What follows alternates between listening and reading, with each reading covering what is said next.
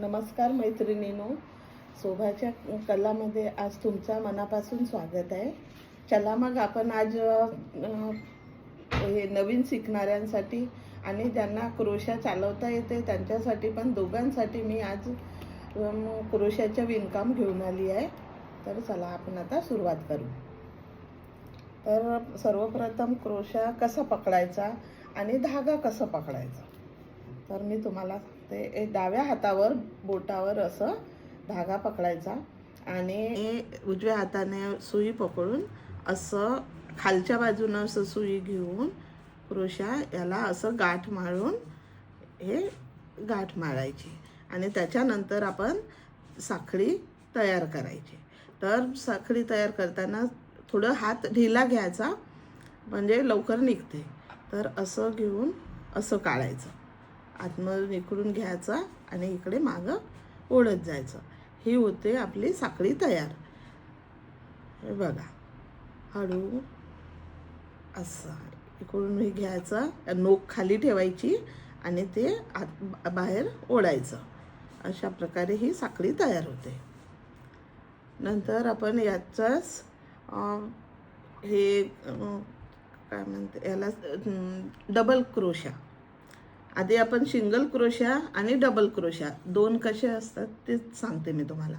तर सिंगल क्रोशामध्ये एकच हे घेऊन इथं टाकायचं आणि असं काढायचं आणि 3 आले तर त्याला 1 करायचं. परत असं घ्यायचं एक क्रोशा आणि इथून असं काढून त्याला 3 करायचं. 3 झालं की त्याला 1 करायचं. तर याला म्हणतात सिंगल क्रोशा. बघा, हळू 1 झालं, आधी 1 असते, त्याला दुसरं 2 झाले, मग त्याला आतमध्ये घेतलं की हे काढायचं. 3 झाले, 3ला 1 केलं तर याला सिंगल क्रोशा म्हणतात. अशा प्रकारे हा सिंगल क्रोशा होते. मी आता तुम्हाला हे झालं सिंगल क्रोशाचं विणं. मी आता तुम्हाला डबल क्रोशा सांगते. एक असते, याला दुसरं असं घेऊन त्याला आतमधून 3 काढायचे. 1 काढायचे, 3 झाले की 1 घेतलं की 4 होते. 4ला 2 मधून काढायचं, नंतर 1 काढायचं. पुन्हा असं घेऊन पुन्हा तसंच आपण पूर्ण इथपर्यंत असं डबल क्रोशा. हे झाली आधी सिंगल आणि हे डबल.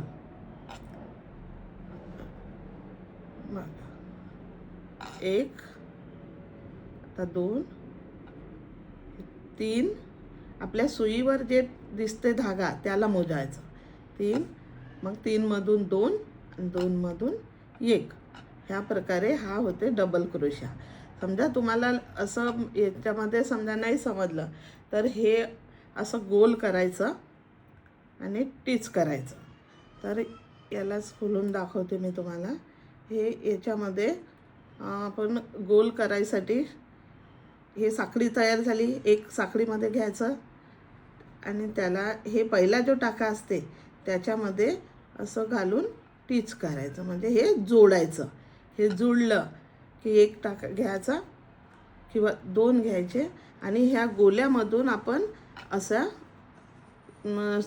डबल टाका काढायचं. हे बघा, 1 2, मग खालून आतमधून टाकून पुन्हा धागावर आणायचं. 3 झाले, मग 4, 4चे 2 आणि 1. हे सोपं जाते. म्हणजे टाकायसाठी काढायसाठी ढिलं टाका. तुम्ही नवीन शिकणाऱ्यांसाठी हे लवकर लवकर होते. याच्यामध्ये थोडंसं टाईम लागते. तर थोडं लवकर शिकायचं आहे तर हे प्रॅक्टिस करू शकता. ठेवले आहे हेच क्रोशाने विणलेले. ज्यांना क्रोशा चालवता येते ते क्रोशाचे फुलं आहे. ज्यांना क्रोशा अजिबात येत नाही चालवणं, आता त्या नवीन शिकतील तरी पण ते फुलं तयार करू शकतात. म्हणून मी तुमच्यासाठी फुलं आधीच तयार करून ठेवले आहे. मला जो फूल चांगला वाटेल, जो आवडेल,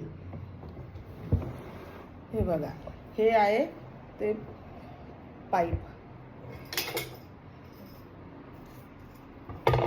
हे पाईपचं फूल आहे. याला काही क्रोशाची गरज नाही आहे. हे पाईपवर गुंडाळून बनवतात. तर हा कसा बनवतात मी तुम्हाला पुढच्या व्हिडिओत ते दाखवणार आहे. आणि हे आहे, हे फूल आहे, हे फूल आहे, हे ह्या प्लेटवर बनवल्या जाते. तर मग हे मी तुम्हाला प्लेटवरचं पण फूल दाखवणार आहे. तुम्हाला जो फूल आवडेल ते सांगा. हे क्रोशाचं आहे आणि तेच फूल मी तुम्हाला आधी दाखवणार आहे. हे गजऱ्याचं आहे डोक्याचं. हा सनफ्लावर आहे, इकडून हिरवा आहे, इकडून आहे पूर्ण सूर्यफूल. हे रबर आपला जुड्याचं, हे जुड्याचं आहे. हा पण फूल आहे.